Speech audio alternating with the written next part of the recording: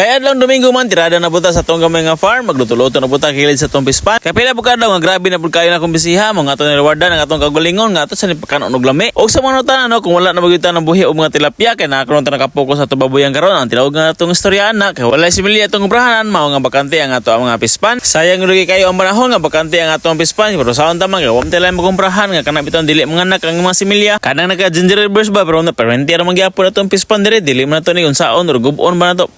Gyapon ni hangtod pero lingaw ra man sa kiko nagakontin sa tuwa baboyan kay nagsunsudo panganak nga atong mga anay niya dinaghan pagid ang anak nya kani among tirada diri sa atong gamay nga farm no kay wala gyud ta apil og karne nga baboy kay naglikay kita nga mabot ang sakit mao nga isda og manok og lato ni atong tirada diri hinapot tay gamay pantat diri nga sinugba ako sa kining gibawal sa konsumo ni karne baboy diri sa mua kay ko matabla nga atong gamay nga negosyo pero kung kalay lang yun ni hangtod sunod tuig adto na kita dito mga paldo-paldo sa pagkakaroon kay pasmo sa ta mao nga tirada ta karon sa atong gamay nga farm og kaon simple ra gud kayo ni atong gihanda diri ang importante nga magatapok ang pamilya sakto kay ni pasada nato kini sa pispano kay bugnaw-bugnaw ba nya babor kay sa hangin kay naana pud ang bungtod sa atubangan pero gamay na sige na tubig atong pispano kay buwan na masag kape nga grabe na pong inita wa na magid pabuwan bisag kausalan ingani gid ang gusto no kanang bukid fields kayo ba nya kaon bitaw ka gawa sa imong balay.